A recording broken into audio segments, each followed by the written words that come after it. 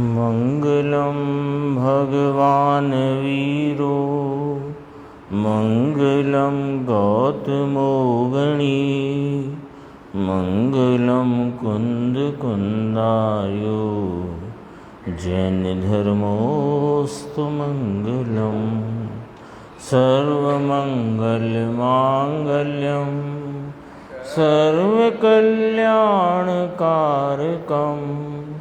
प्रधानम सर्वधर्माणां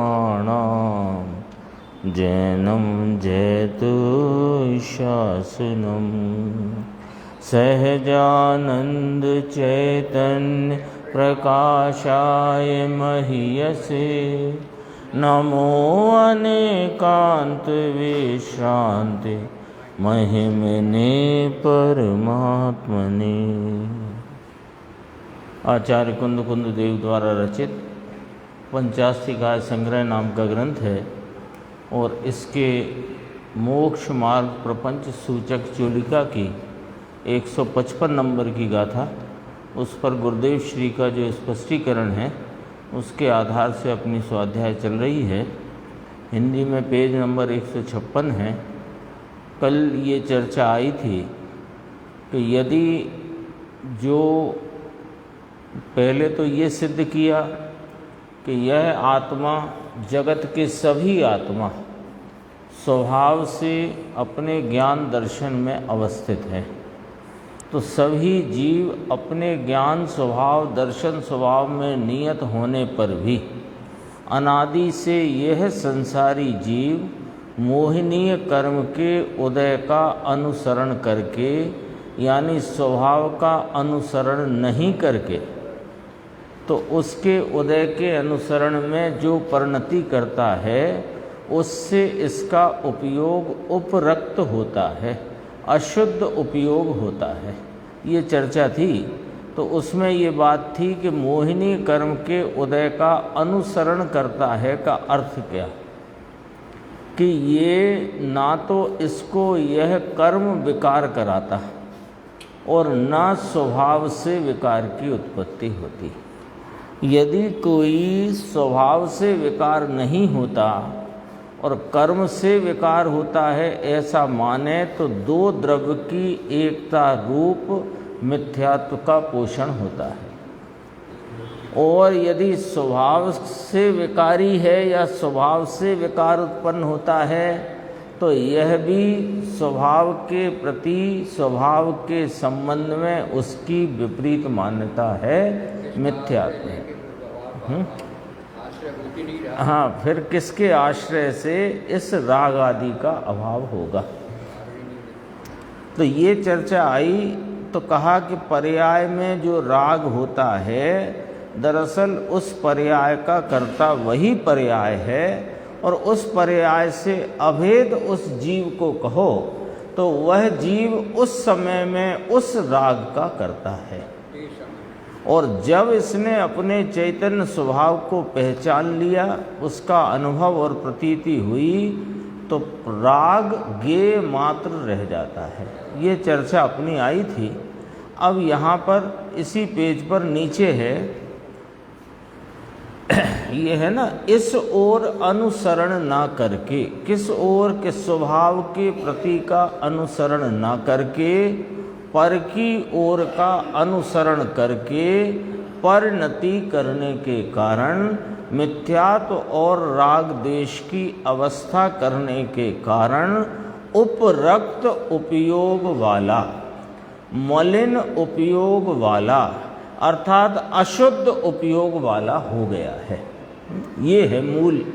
जो संसारी जीव कहाँ फंस गया है या किस कारण से इसका ये संसार चला आता है, तो ये बात अपने सामने आई कि इस ओर अनुसरण न करके पर का अनुसरण करके उसके अनुसरण की परिणति करने के कारण मोह राग देश की अवस्था करने के कारण अब यहाँ से ये बात है कि उपरक्त उपयोग वाला यानी मलिन उपयोग वाला यानी अशुद्ध उपयोग वाला हो गया है।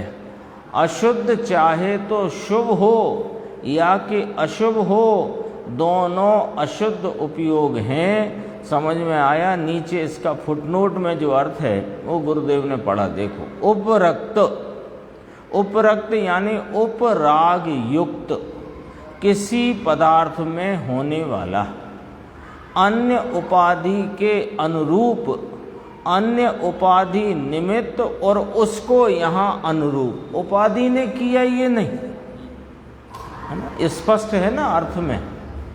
अन्य उपाधि के अनुरूप, तो अन्य उपाधि निमित्त और उसके यहाँ अनुरूप, निमित्त अनुकूल और यह नैमित्तिक अनुरूप, है ना। ऐसे अपन देखो कि शक्कर कदाचित धूप में रखी, शक्कर दाने वाली होती है ना, दाने वाली शक्कर, अब वो कदाचित धूप में है, तो धूप के संयोग में उसके वो समझो पिघल गई, थोड़ी पिघल गई शक्कर। तो शक्कर में वह विकृति पिघलने रूपता की, दाना रूपता का भाव छूटकर पिघलने रूप विकृति हो गई, तो वो धूप से नहीं हुई। धूप उसमें अनुकूल कहलाई और वह पिघलने रूप जो उसका उपादान है वह उसके अनुरूप कहलाया। ऐसे ये जीव मोह राग द्वेष रूपी अशुद्ध परिणाम से परिणमता है, तो उसका शब्द दिया देखो, उपराग युक्त। उपराग युक्त जो जीव हुआ यानी उपरक्त हुआ। मोह राग द्वेष कैसा परिणाम है कि उपाधि के अनुरूप, कर्मोदय की उपाधि उसमें निमित्त और अनुकूल और उसके अनुरूप यहाँ परिणाम हुआ मोह राग द्वेष का। तो निमित्त अनुकूल और नैमित्तिक अनुरूप विकार जो पर्याय में हुआ, अर्थात अन्य उपाधि जिसमें निमित्त भूत होती है, ऐसी औपाधिक विकृति, मलिनता, अशुद्धि, उपराग है, मैल है। ये शुभ भाव और अशुभ भाव दोनों ये मलिन भाव हैं, अशुद्ध भाव हैं। समझ में आया? और इन्हें अपना मानकर करता है तो मिथ्यात्व साथ में। कितनी स्पष्टता है देखो। क्या किया इसने? पूरा मामला मोह राग द्वेष का पूरा मामला 3 पंक्तियों में। अशुद्धता हुई, उपराग हुआ, अशुद्धता मलिन उपयोग वाला हुआ। क्यों करके हुआ? कि अपने स्वभाव का अनुसरण ना करके पर के अनुसरण में प्रवर्तन करने से वह उपाधि, परद्रव्य और कर्म के उदय आदि वे उपाधि हैं, वे अनुकूल हैं, वे निमित्त हैं। और यहाँ परिणति में विकृति हुई, शुभ अशुभ भाव की मेल है। और उस शुभ अशुभ भाव को अपना मान के करे तो मिथ्यात्व है।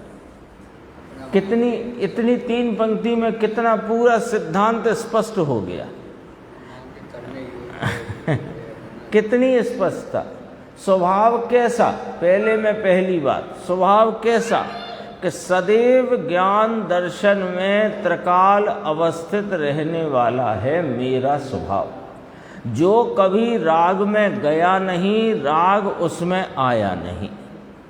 तथापि जो पर्याय में राग है वह क्यों कर है कि स्वयं प्रवृत्ति में, उपयोग की वृत्ति में अपना अनुसरण न करके पर द्रव्य का अथवा कर्मोदय का, उपाधि का अनुसरण करने से अपनी उपादानगत योग्यता से अपनी पर्याय में अशुद्ध राग द्वेष के उपराग मलिन भाव उत्पन्न हुए, तो वे भाव उन उपाधि भावों के अनुरूप हैं और वे उपाधि भाव उनके अनुकूल हैं। दोनों में निमित्त नैमित्तिक संबंध समझना, कर्ता कर्म संबंध किसी प्रकार नहीं है। इतनी बात हुई। तो फिर ये मिथ्यात्व क्या चीज है? मोह क्या चीज है? कि ये जो परिणति में स्वभाव का अनुसरण छोड़कर पर के अनुसरण में प्रवृत्ति के काल में उपजता हुआ जो राग द्वेष शुभ अशुभ भाव है, उसे अपना मानकर करे तो ये मिथ्यात्व साथ है। तो अब कहलाया ये मोह राग और द्वेष। आई ख्याल में आ गई बात, है ना? 3-4 लाइन में आ गई, पूरी बात आ गई। स्वभाव क्या, स्वभाव का अनुसरण नहीं करता तो कहाँ अनुसरण करता है, तो उधर के अनुसरण में इसकी परिणति में क्या मलिनता होती है, मलिनता कैसे हुई, कहाँ हुई, कि स्वभाव में नहीं हुई, पर ने कराई नहीं, पर्याय में हुई, पर्याय में अपने उपादान से हुई, उसे निमित्त की अपेक्षा से नैमित्तिक अनुरूप कहा और उसमें कर्मोदय आदि को अनुकूल और निमित्त कहा। अब इस रागादि भाव को अपना माने सो मिथ्या तो हुआ। थोड़ा विचार करो, बात सुनी सुनाई है, कोई नई नहीं है, लेकिन इतनी बात में पूरे अनादि संसार का हिसाब किताब बैलेंस शीट आ गई। अब तक का मामला आ गया कि नहीं आ गया? स्वभाव की बात आई, स्वभाव का अनुसरण छोड़ने का कारण पर के अनुसरण में जाता है, राग द्वेष उत्पन्न होता है, कहाँ? पर्याय में। तो कर्म का उसमें निमित्तपना है, यह नैमित्तिक भाव है। कर्म ने कराया नहीं, कराए तो कर्ता कहलाए, वह तो निमित्त कहलाता है, तो कर्ता नहीं है, तो कर्म ने कराया नहीं है। अब ये जो पर्याय में राग द्वेष है, शुभ अशुभ भाव है, दया दान व्रत पूजा का अथवा काम क्रोध, है ना, विषय भोग खाना कमाना, ये सब भाव इसको अपना माने सो मिथ्यात्व है। और ये मिथ्यात्व है, वो संसार का मूल है। देखो, वह भी मैल है, गजब। द्रव्य गुण पर्याय का ज्ञान घट गया। बोलो आ गई कि नहीं? सब बात आ गई कि नहीं आ गई? द्रव्य स्वभाव आ गया, उसके वह कहाँ अवस्थित है कि अपने ज्ञान दर्शन में अवस्थित है, तो गुण की बात आ गई। पर्याय में अपना अनुसरण छोड़कर पर का अनुसरण करता है, तो पर्याय की बात आ गई। पर्याय में उपस्थित राग द्वेष को अपना मानता है, तो मिथ्यात्व की बात आ गई। द्रव्य गुण पर्याय का ज्ञान घट गया, उसमें ये सब फिर विवाद करे। इसमें अब विवाद की कहाँ जरूरत है? कर्म ने कराया, कर्म का उदय ऐसे आया, कर्म के उदय प्रमाण करना पड़ता है, जीव विकारी हो गया, ये सब बात निकल गई कि नहीं निकल गई? बोलो, ये 3 द्रव्य गुण पर्याय तीनों घटित हो गए। छोटी सी चर्चा, लेकिन अत्यंत महत्वपूर्ण, पूरा नक्शा जिसमें है। अशुद्ध उपयोग वाले, या कहो उपरक्त उपयोग वाला, या कहो मलिन उपयोग वाला, पर का अनुसरण करके, अशुद्ध परिणति करके करने के कारण, वापस ऐसा कहा है ना। पूरी टीका की पंक्ति का ध्यान देना। वहाँ क्या लिया? अनादि से मोहिनी कर्म के उदय का अनुसरण करने के कारण, फिर कहा ऐसी परिणति करने के कारण, अनुसरण की परिणति करने के कारण। ये 2 बार क्यों लिया? ये गुरुदेव यहाँ खोलते हैं। देखो, मैं टीका, मूल टीका में से पढ़ते हैं पंजरा, पेज नंबर कौन सा था ये भूल नहीं जाए, इसलिए देख जाते। 157 था। आचार्य भगवान की एक एक पंक्ति हेतु रूप से होती, उसका कोई ना कोई वहाँ पर प्रयोजन होता है। देखो, ये गुरुदेव और गुरुदेव की परंपरा यह है, व्यवस्था स्वाध्याय की, कि एक एक शब्द की व्याख्या, एक एक पंक्ति, उस पंक्ति का एक एक शब्द। देखो, ये पेज नंबर हिंदी में तो 147 है, नीचे की पंक्ति। संसारी जीव द्रव्य अपेक्षा से ज्ञान दर्शन में अवस्थित होने के कारण स्वभाव में नियत नाम निश्चल रूप से स्थित होने पर भी, अब देखो, जब अनादि मोहिनी के उदय का अनुसरण करके परिणति करने के कारण,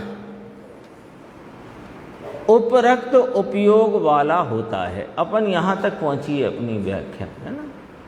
तो अनुसरण करने के कारण सीधे ही कह देते, अनुसरण करके परिणति करने के कारण ऐसा क्यों लिया, ये थोड़ा यहाँ विचार कराते हैं। वहीं चलेंगे गुरुदेव की व्याख्या पर। यानी सीधा न कहा कि जब यह संसारी जीव स्वरूप में निश्चल रूप से नियत होने पर भी अनादि मोहिनी कर्म के उदय का अनुसरण करके परिणति करने के कारण, इसका मर्म समझना है। सीधा भी तो कर सकते थे, ये दो शब्द बच जाते, करके परिणति करना, ये तीन शब्द बच जाते, अनुसरण करने के कारण सीधा आ जाता। उसका अर्थ अब अपन 157 पेज पे गुरुदेव से देखते हैं। देखो,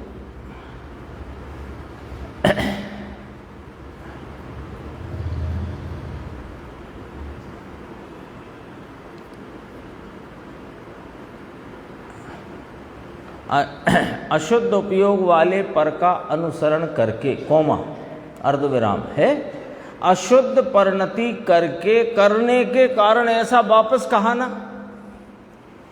अशुद्ध परिणति करने के कारण माने पर्याय करने के कारण। समझ में आई बात? क्यों लिखाई? नहीं आई बात समझ में? सुनो कि ये जीव कौन कर रहा है अनुसरण? जीव कर रहा है, लेकिन जीव अपनी पर्याय में कर रहा है, स्वभाव में नहीं। स्वभाव तो ऐसे का ऐसा त्रिकाल अवस्थित नियत निश्चल है, तो ये पर्याय में करने के कारण, अशुद्ध परिणति पर्याय करने के कारण लिखा बीच में, अशुद्ध उपयोग वाला होता है। कौन होता है? जीव होता है। क्या होता है? अशुद्ध उपयोग वाला होता है। क्यों? कि जीव अनुसरण करता है मोहिनी कर्म के उदय का। कहाँ पर? कि पर्याय में, तो पर्याय करने के कारण। ये सारा जो कार्यक्रम है, जो संसार का कार्यक्रम अनादि का चला आया है, वो पर्याय में चला आया है। ये स्वभाव में तो अपने ज्ञान दर्शन, द्रव्य अपेक्षा तो संसारी जीव लिया ना, तो संसारी जीव भी ऐसे ले लो, द्रव्य अपेक्षा तो अपने ज्ञान दर्शन स्वभाव में नियत निश्चल अवस्थित है। ऐसा होने पर भी जब यह जीव, अब संबोधन किसको किया? जीव को। जब यह जीव मोहिनीय अनादि से मोहिनीय कर्म के उदय का अनुसरण करके कहाँ कर रहा है? कि परिणति में, तो जोड़ा अमृतचंद्राचार्य ने, परिणति करने के कारण। आया ख्याल में? आई बात? ये परिणति करने के कारण क्यों डाली बात? कि ये मामला पर्याय में है, वस्तु स्वभाव में नहीं हो, कोई ने कराया नहीं। अशुद्ध परिणति पर्याय करने के कारण अशुद्ध उपयोग वाला होता है। यहां तक आई बात। अब बात आगे। तब स्वयं, स्वयं शब्द डरा है, स्वयं भावों का विश्व रूपपना, अनेक रूपपना ग्रहण किया होने के कारण। लोग क्या कहते हैं? इस कारण से, किस कारण से? अनादि मोहिनी कर्म के उदय का अनुसरण करके परिणति करने के कारण। इसकी परिणति में अशुद्ध उपयोग वाला होता है, तो उस कारण से क्या होता है? कि भावों का विश्वरूपपना खड़ा होता है। विश्वरूपपना माने अनेक जाति के, अनेक प्रकार के विकल्प खड़े होते हैं पर्याय में। कहाँ? पर्याय में। क्या खड़े होते हैं? शुभ अशुभ के विकल्प असंख्य प्रकार के हैं। कितने है ना? अपन कहते हैं लोक प्रमाण असंख्यात। सुनो, असंख्यात लोक प्रमाण है। लोक प्रमाण असंख्यात नहीं, असंख्यात लोक प्रमाण प्रकार के शुभ अशुभ विकल्प खड़े होते हैं। तो इसको क्या हुआ, स्वचारित्र परचारित्र की बात चलती है ना, तो स्वचारित्र रूप जो भाव है वो एक ही प्रकार का है, और जो पर के अनुसरण में परिणति करने के कारण जो भाव, जो राग देश के मोह के भाव खड़े होते हैं, वे अनेक प्रकार के होते हैं। वे विश्वरूप पने को प्राप्त हैं। विश्वरूप माने अनेक प्रकार, विविध प्रकारता। इस कारण से भावों का विश्वरूपना अनेक विकार। कौन है विकार? शुभ और अशुभ का विकल्प असंख्य प्रकार के, है ना। तो और नीचे लिया, अपन आगे चलते हैं। देखो इसी पेज पे नीचे, स्वभाव नियत है और उसकी निर्मल पर्याय भी नियत कहने में आती है। यहाँ दो शब्दों का प्रयोग किया आचार्य कुंद देव ने, नियत और अनियत, दो शब्द का प्रयोग किया। तो नियत शब्द में क्या क्या आ गया कि स्वभाव भी नियत और स्वभाव के अनुसरण में परिणमती हुई निर्मल पर्याय भी नियत, क्योंकि वो एक ही प्रकार की है। वह पवित्र भाव रूप है, वो एक स्वरूप वाली है, वह अतीन्द्रिय आनंद आदि अनंत गुणात्मक स्वरूप के गुणात्मक पवित्र भाव वाली है। तो स्वभाव नियत है, ये कुछ पॉइंट हैं जो ख्याल रखना है। स्वभाव नियत है, उसकी निर्मल पर्याय भी नियत कहने में आती है। विभाव अनियत कहने में आए। हाँ, ये चाबी है इस गाथा की, ये 2.5 पंक्ति। ये जो नियत अनियत शब्द आचार्य कुंद देव ने पंचास्तिकाय संग्रह नाम के ग्रंथ में 155 नंबर के सूत्र में कहे, उसका अर्थ समझना है। नियत और अनियत, स्वचारित्र, यानी इसमें सिद्ध क्या करना है इस गाथा में कि जीव स्वभाव में नियत चारित्र नाम स्वचारित्र ही मोक्ष मार्ग है, ये सिद्ध करना है। तो नियत में क्या लेना कि स्वभाव भी लेना, और स्वभाव में लगी हुई अनुसरण करती निर्मल पर्याय भी नियत है। और विभाव अनियत है। अनियत अर्थात निश्चय स्वभाव नहीं है उसका, विभाव है, उसमें अनेक प्रकारता है, इसलिए अनियत है। ऐसे कोई यहाँ नियत अनियत शब्द से क्रमबद्ध और अक्रमबद्ध की बात समझे तो वह बात यहाँ है ही नहीं। कहाँ का कहाँ लगा देते हैं लोग अपने फुदड़ी बात को सिद्ध करने के लिए शास्त्र के शब्दों को इधर से लिया उधर से लिया और कहने लग गए। अगला पेज है 158, बीच में है, देखो। विभाव धर्म का स्वरूप नहीं है। अभी क्या बात आ गई? स्वभाव जो त्रिकाल टंकोत्कीर्ण है वह नियत है, और उसमें उसका अनुसरण करती पर्याय भी नियत है। विभाव अनियत है। राग देश के शुभ अशुभ भाव और उनमें अपनापन रूपी मिथ्यात्व, ये सब अनियत में डालो। ठीक है। अब देखो, विभाव जो मोह राग देश के परिणाम जिन्हें अनियत कहा, वो धर्म का स्वरूप नहीं है। सिद्ध करना है ना धर्म क्या है, इसलिए बात को क्रम क्रम से समझना। विभाव धर्म का स्वरूप नहीं है, वह तो अधर्म का स्वरूप हुआ। कौन? विभाव। विभाव में कौन आ गया? शुभ अशुभ भाव दोनों। ठीक है। आत्म अवलोकन में तो बहुत ही डाला है पंडित दीपचंद जी ने। दीपचंद जी हुए ना चित्त विलास अनुभव प्रकाश, जो उन्होंने पुस्तकें रची, उन्होंने एक आत्म अवलोकन भी पुस्तक लिखी, उसमें ये डाला है कि श्रावक को धर्म अधर्म दोनों होते हैं। श्रावक को धर्म अधर्म दोनों होते हैं। श्रावक कौन? 2 कषाय चौकड़ी की अभाव रूप वीतरागता में परिणमित मोक्ष मार्गी, उसको श्रावक कहा। तो श्रावक के धर्म भी है अधर्म भी। हाँ, स्वरूप सन्मुख की दृष्टि और एकाग्रता वह धर्म है, और जितना राग रहता है वह उसके अधर्म है, ऐसा स्पष्ट लिखा है। तो उसको तो अणुव्रत आदि का राग है 5वें गुणस्थान में। चौथा भी घटाना हो तो घटाओ, भगवान की भक्ति जिन शासन की प्रभावना का राग है, तो उस राग को काय में डालना है कि अधर्म में डालना है? वो धर्म नहीं है। यहाँ श्रावक को लिया पंडित दीपचंद जी ने, तो श्रावक की परिणति में धर्म अधर्म दोनों हैं। कैसे कि जितनी स्वरूप सन्मुख की दृष्टि है वो धर्म बरत रहा है, और जितनी एकाग्रता चल रही है और एकाग्रता होती है वो धर्म भाव है, और जितना राग शेष है वह अधर्म है, चाहे वो शुभ भाव हो। ऐसा स्पष्ट लिखा। आत्मावलोकन बात बराबर है। ये समय शब्द कहाँ, व्यवहार से धर्म पुण्य धर्म कहते हैं।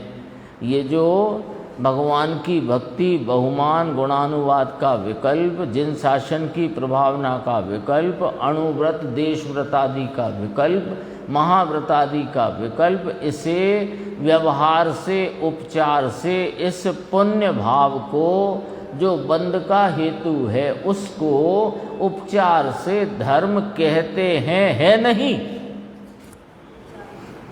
उपचार से कहते हैं, परंतु निश्चय से तो अधर्म ही है। नहीं, व्यवहार तो अन्यथा कहता है ना। व्यवहार का तो काम ही ये है कि जो है नहीं वो कहे। तो ऐसा क्यों कहता है कि व्यवहार जो नहीं है वो कहता हुआ जो है उसका प्रतिपादन करता है। व्यवहार निश्चय का प्रतिपादक है, पर स्वयं वह सत्य नहीं है, स्वयं यथार्थ नहीं है। व्यवहार तो अन्यथा कहता है। व्यवहार न समझ में आया, और देखो और चर्चा है इसमें, बहुत चर्चा लंबी है। पेज आया 159। आत्मा के स्वभाव का शरण ना लेकर निमित्त का अनुसरण किया तो नैमित्तिक में विकारी परिणति अनेक रूप उत्पन्न हुई। उसे ग्रहण किया ना, उसमें लिखा विविध रूप विश्व रूप पने को ग्रहण करता है। ग्रहण किया वह पर चारित्र है। समझ में आया? पर चारित्र है, अधर्म। ग्रहण किया माने पर्याय में उस रूप परिणमा। ग्रहण का अर्थ इतना, पर चारित्र है, अधर्म है, पर समय है, अनात्मा है, आश्रव है, भावबंध है। और कितने शब्द चाहिए बोलो? कितने शब्द चाहिए?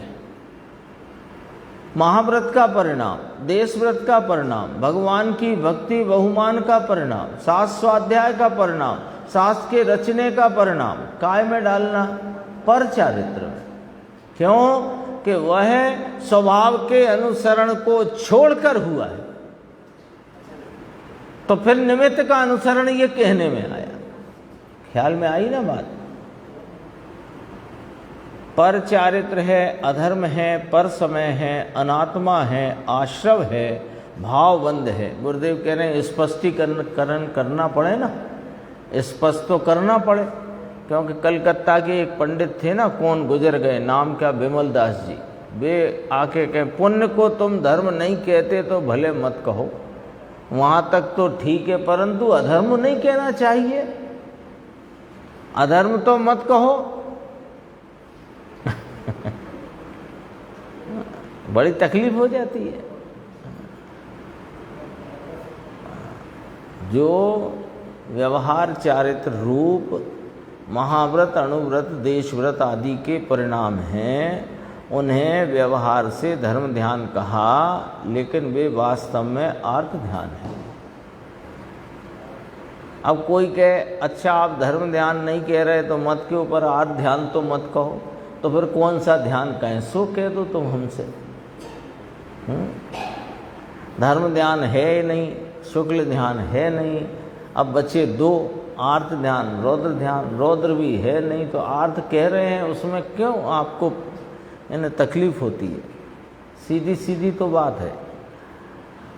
जमन लाल जी नीचे थे, 72 वर्ष की उम्र के थे, तब आए थे। सुने बहुत, यानी कई जीव ऐसे गुरुदेव के समक्ष भी रहे कि गुरुदेव के करीब 45 वर्षों तक ये जिनवाणी का ऐसा अद्भुत और एकदम खुला स्पष्टीकरण हुआ, और 45 वर्षों तक उन्होंने सुना, लेकिन हजम नहीं हुआ। कठिन पड़ता है। अरे भाषा में क्या उलझते हो तुम्हारे, है ना? भाषा में क्या है तुम्हारे? भाषा से क्यों उलझते हो? अधर्म मत कहो। अरे भाषा में क्यों उलझते हो? हमें तो ये बताओ, धर्म है कि नहीं है? नहीं है तो बात खत्म। भाषा में अगला प्रवचन है, देखो प्रवचन नंबर 66। यहाँ से और गजब की खुलासा आई है। ये जो बोल्ड अक्षर पढ़ के अपन नीचे प्रश्न है वहाँ पहुँचेंगे।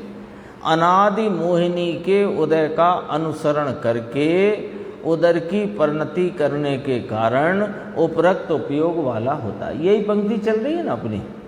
मलिन अशुद्ध व्यापार परिणमन वाला होता है और विश्व अनेक प्रकार के भावों में विश्व रूप बने को ग्रहण किया होने से, इतनी पंक्ति तक की बात चल रही है।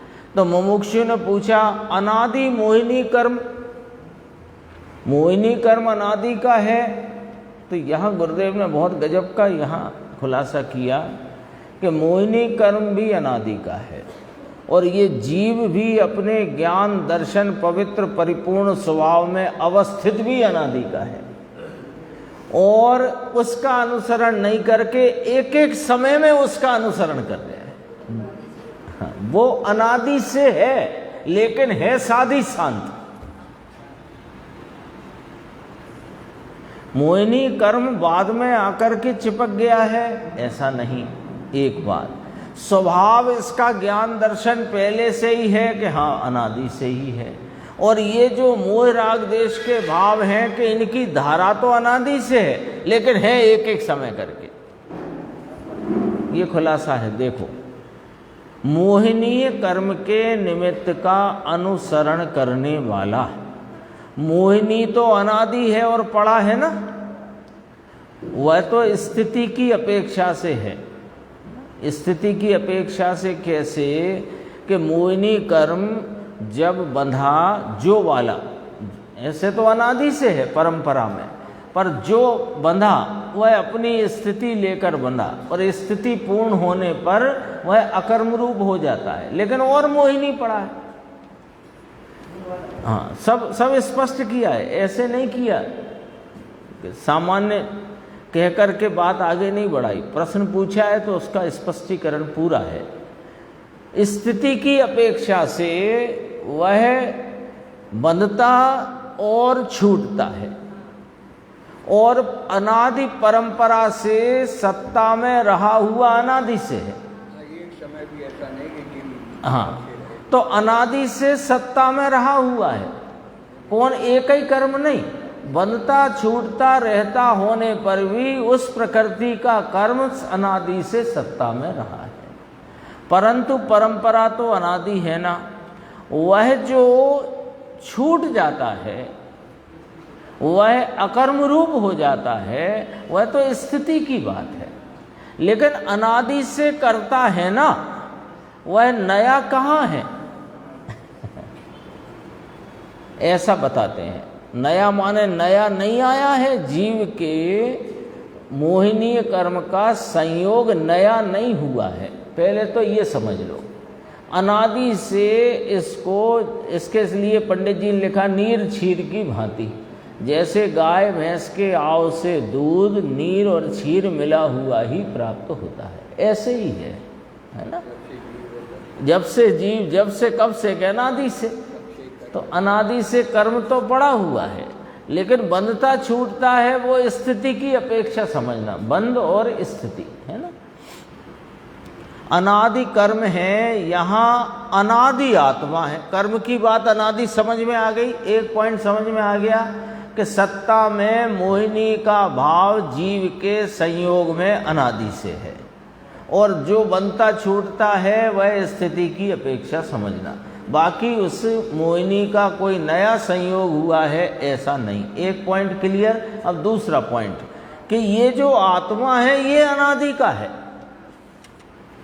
आत्मा तो अनादि का है और उसका ज्ञान दर्शन अनादि से है, यह सिद्ध करना है। दो बात हुई, आत्मा अविनाशी है और उसका ज्ञान दर्शन स्वभाव अनादि अनंत अनादि है। ये अनादि अनंत अनादि क्या कि अनादि अनंत है, अनादि से अनंत काल तक रहेगा। ये भले संसार से अनंत काल ना निकले तो भी ज्ञान दर्शन स्वभाव तो बना रहेगा, है ना। तीसरी बात, यहाँ अनादि कर्म के साथ संबंध रूप है। अनादि कर्म सिद्ध किया कि मोहिनी जो मोहिनी लिया ना यहाँ मुख्य, तो मोहिनीय कर्म जिसका ये अनुसरण करता है स्वभाव का अनुसरण छोड़कर, वह मोहिनीय कर्म नया संयोग में नहीं आया है, वो अनादि से ही है, परंपरा में इसकी। और आत्मा भी ज्ञान दर्शन स्वरूपी नौ कर्म द्रव्य कर्म भाव कर्म से रहित अनादि से है। ठीक है। अब क्या करता है कि अनादि से जीव के संयोग में मोहिनीय कर्म का संयोग संबंध है, संयोग संबंध है। तो पर्याय जो इसकी एक एक समय की उत्पन्न होती पर्याय, वो स्वभाव का अनुसरण न करती हुई अनादि से उस कर्म के अनुसरण में झुकती है। ऐसा यहाँ कहते हैं आचार्य अमृतचंद्र भगवान।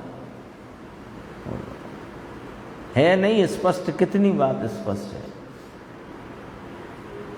आगे चलते हैं। देखो, 2 पेज छोड़कर देखना। फिर अनादि से की बात आई है ना। इसके ऊपर एक शब्द आया है, भाव गंभीर है।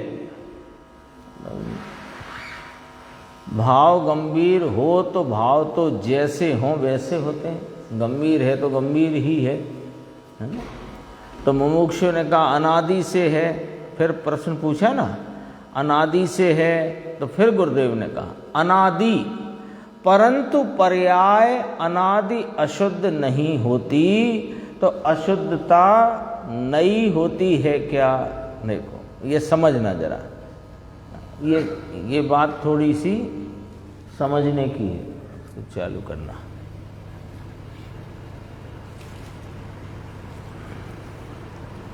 मैं पढ़ता हूं तब तक फिर आप देख लेना। अनादि, देखो यहां से मिलाओ बात को। ये बात चल रही है ना कि ऐसे स्वभाव में स्थित होने पर भी द्रव्य और गुण वीतराग भाव से है, उस ओर का झुकाव अनादि से नहीं, तो कर्म की ओर के झुकाव का अनुसरण करके 2-2.5 पेज आगे बढ़ के है एक भाव गंभीर वाला प्रश्न है, उसके ऊपर की 3 पंक्तियां। तो अपने तरफ का झुकाव अनादि से नहीं, तो कर्म की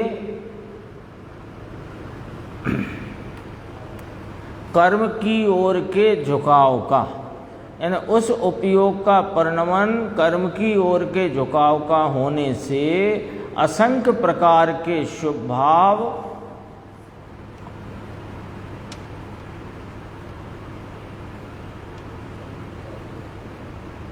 असंख्य प्रकार के शुभ भाव और असंख्य प्रकार के अशुभ भाव रूपता से परिणमता है।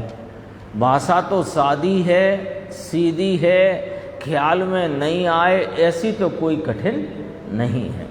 तो कहा भाव गंभीर है, तो कहा भाव गंभीर हो तो भाव तो जैसे हों वैसे होते हैं। अब फिर प्रश्न किया कि साहब ये अनादि से है, इसको ये अनुसरण, स्वभाव का अनुसरण छोड़कर पर का अनुसरण अनादि से है। तो अब जरा देखो, परंतु पर्याय अनादि अशुद्ध नहीं होती, तो क्या अशुद्धता नई होती है?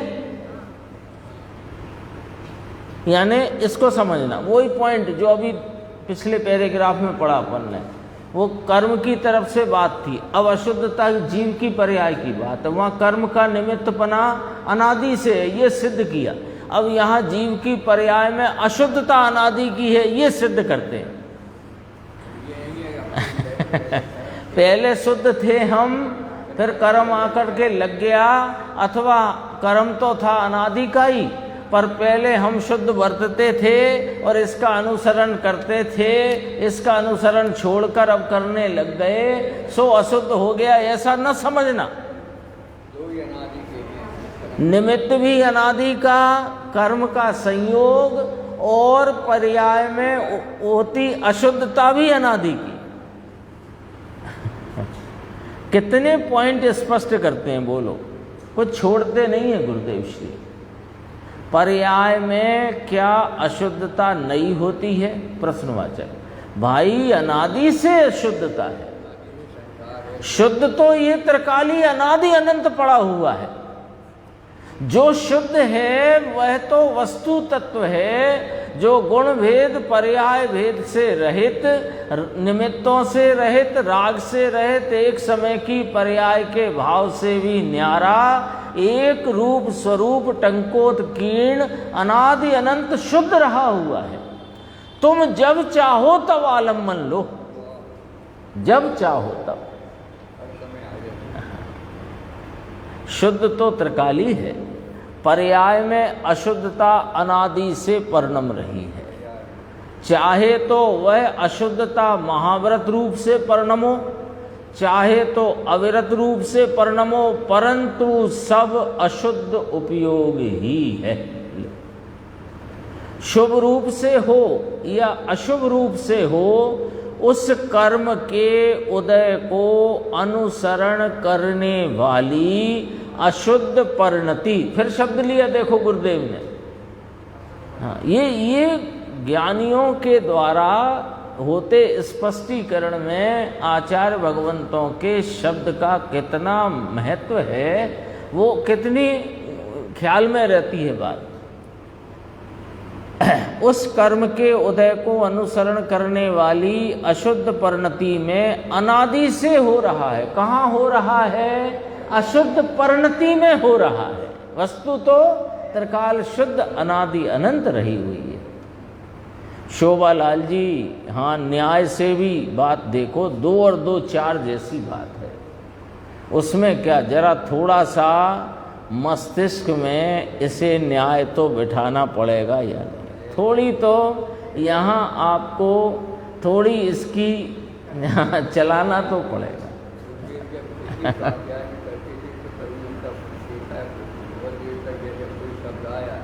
हाँ, तो आराम से उसका, फिर सुबह उठ जाते थे तो कोई बात रात को जो पढ़ी हो, शाम को पढ़ी हो, दोपहर को पढ़ी हो, स्वाध्याय में आई हो, तो उसका विचार करते थे। फिर कभी कभी कहते थे सुबह सुबह तो मगज में एम आवी हो, तो ऐसा आया था मगज में, माने ख्याल में ऐसा आया।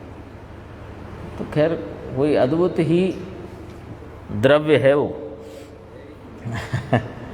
जरा थोड़ा सा मस्तिष्क में इसे न्याय तो बिठाना पड़ेगा, यानी थोड़ी अपनी ये क्या कहते हैं इसको, कसरत तो करनी पड़ेगी, है ना, दिमाग की। ऐसे ऐसे सुनते जाओ, पढ़ते जाओ, सुनते जाओ, पढ़ते जाओ, कुछ नहीं होगा। हाँ, कहते हैं ना गुरुदेव, आटा ऐसे पानी मिला के रख दो, उससे रोटी नहीं बनती जब तक सिमलाया नहीं जाए उसे, है ना, उसना नहीं जाए उसे।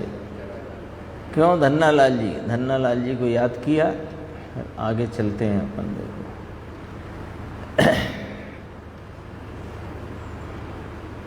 करीब 3 पेज आगे आ गए अपन, 3-4 पेज आगे आ गए। अब यहाँ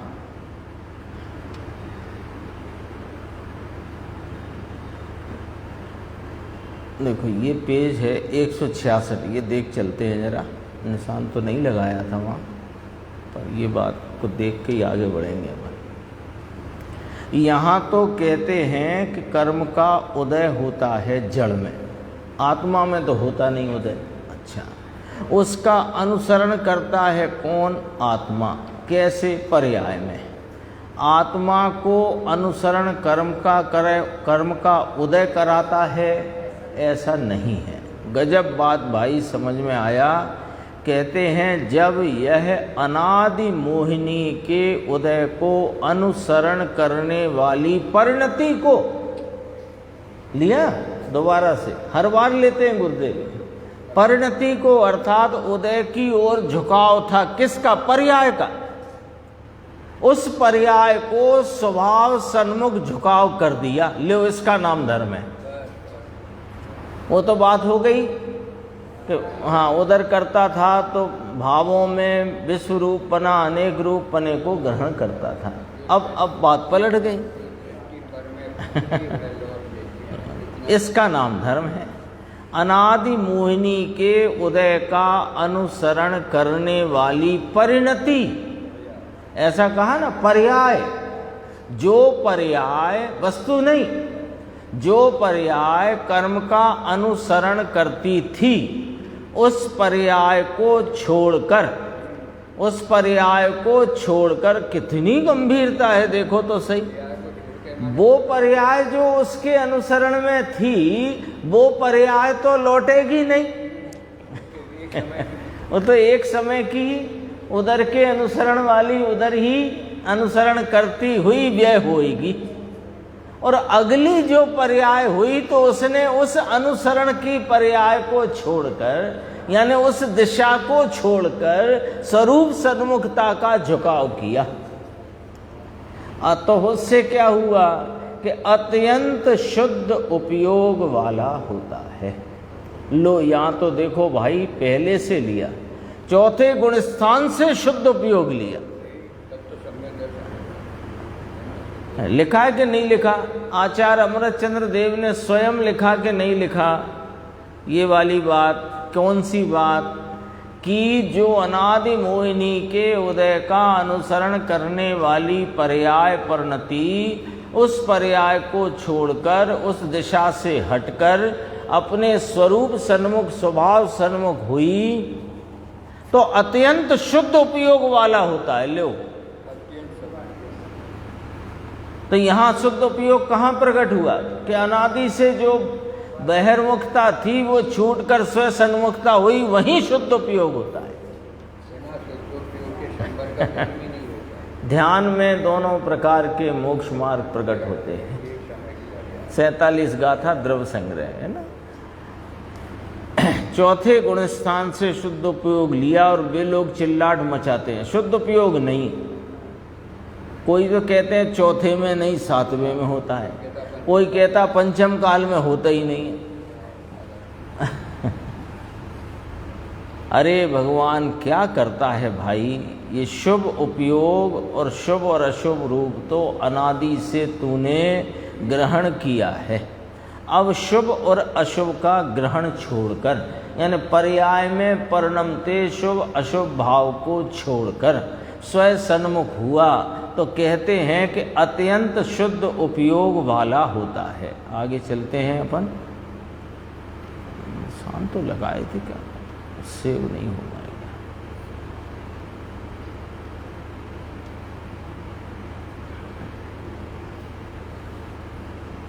देखो एक ये था, निशान सेव नहीं हुए, मैंने लगाए तो थे, इतने पेज आगे बढ़ गए तो एकदम कैसे।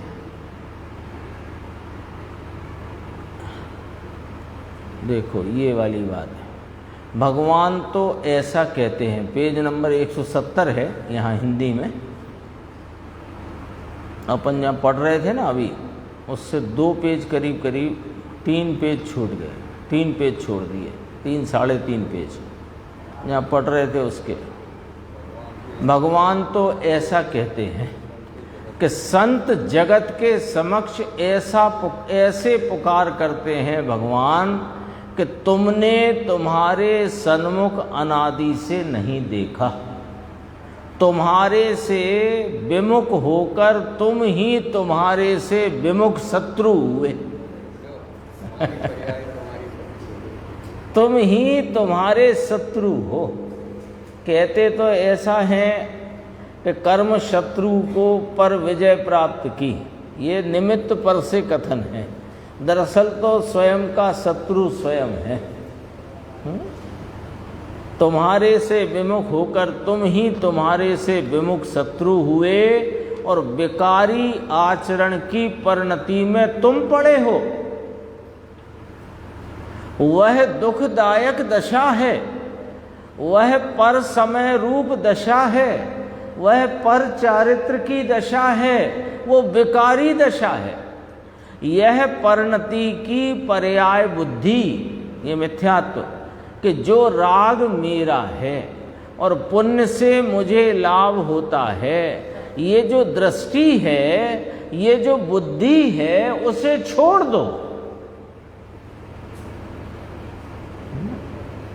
अपने को लगता है ना इतना सुनते हैं समझते हैं, और ऐसा भी नहीं है कि बिल्कुल समझ ही नहीं पा रहे हों।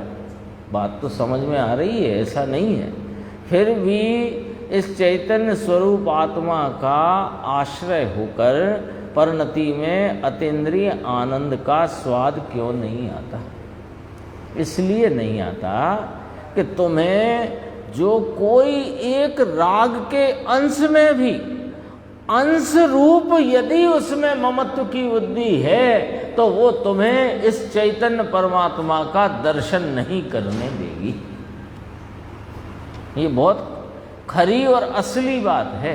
अपन सब लोगों की कहाँ चूक हो सकती है, हो रही है, वो वाली बात है। कोई नहीं व्रतादि के भाव से नहीं होता, ये बात सुनकर समझकर, फिर स्वाध्याय से तो होता होगा, चिंतन से तो होता होगा, विचार मंथन आदि से तो होता होगा। अरे चिंतन, स्वाध्याय, सुनना, पढ़ना, सुनाना, चिंतन, मंथन, विचार, ये सब तत्व निर्णय के लिए उपयोगी हैं, लेकिन इससे स्वरूप सन्मुखता कभी नहीं होती। ये ध्यान रखना। ये स्वरूप सन्मुखता का कारण है ही नहीं। ये तो दरअसल में पर सन्मुखता वाली परिणति है, पराश्रितपना है। इसमें तो राग और विकल्प की ही उत्पत्ति होती है। यह निर्विकल्प वीतरागी स्वभाव इस चिंतन विचार मंथन में दर्शन नहीं देता। जब उपयोग इस चिंतन विचार मंथन का भी उल्लंघन करके इस चैतन्य स्वरूप आत्मा का आलम्बन लेता है, तब जाकर के वहाँ पर अतीन्द्रिय आनंद का फुआरा फूटता है। वहाँ फिर सम्यक दर्शन और मोक्ष मार्ग का प्रारंभ होता है। सम्यक दर्शन की उत्पत्ति होती है। तो पहले में पहले क्या करना कि तुम्हें गायक भगवान की महिमा करना। तो उसकी महिमा कैसे करना कि अन्य सब की महिमा छोड़कर करना। थोड़ा ध्यान रखो इस बात पे। यदि अपन इतना गंभीर तत्व जो गुरुदेव श्री के बहुत सरल स्पष्टीकरण से अपने को मिल रहा है, मिला है, तो उसकी गंभीरता को अपन ख्याल में लेकर उस तत्व का लाभ लेना चाहिए। तो लाभ लेने के लिए जो वे कहते हैं उसका गंभीरता से सोचो।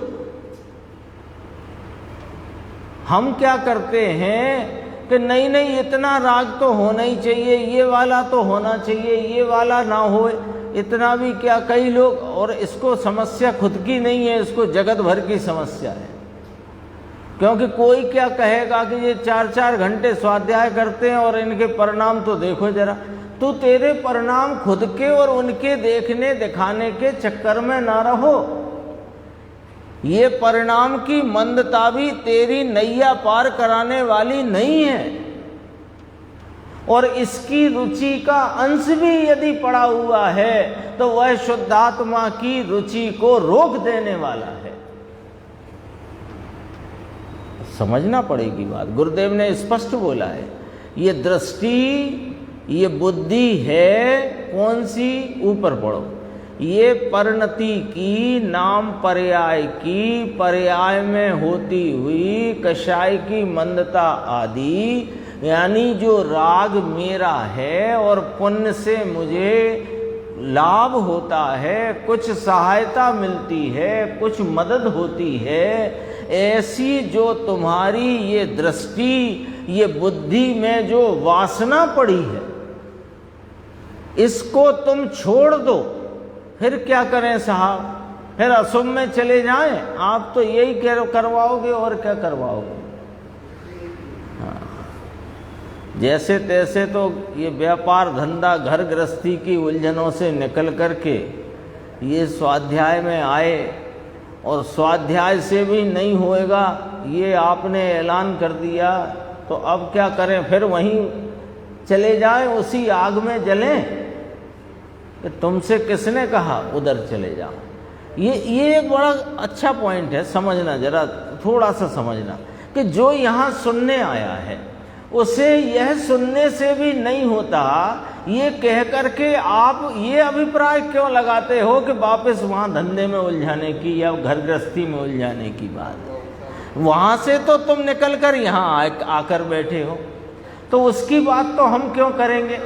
हम तो बात ये कर रहे हैं कि तुम ये जो स्वाध्याय में अति रसपूर्वक जो तुम इसका श्रवण करते हो, पठन पाठन करते हो, तो इसके अत्यंत रसरूपता से भी तेरे को प्रतीति अनुभूति नहीं होगी। तो अनुभूति के लिए क्या करके शुद्ध उपयोग में आ जा। लिखा कि नहीं लिखा? हाँ। छोड़कर तेरे अत्यंत शुद्ध उपयोग में आ जा, बस इसका नाम धर्म है या नहीं? वहाँ अंदर में बोलो, लिखा कि नहीं आचार्य भगवान ने? देखो शास्त्र के पहले है, ये सोनगढ़ का नहीं। कितने ही कहते हैं सोनगढ़ याद करते हैं भगवान, ये शास्त्र तो कुंद कुंदाचार्य के है। इनकी टीका अमृत चंद्राचार्य की है, 900 वर्ष पहले लिखी है। अर्थ करते हम तो यहाँ बस। लोक में अर्थ करने में बहुत ही अंतर है। क्यों कि पुण्य की उपादेयता और कर्म का संकट, ये दो ऐसे घुसे हुए हैं कि इसके कारण से अर्थ करने में बहुत चूक हो जाती है, बहुत अंतर है। समझ में आया? यहाँ तक अपनी स्वाध्याय आई, शेष चर्चा आगे।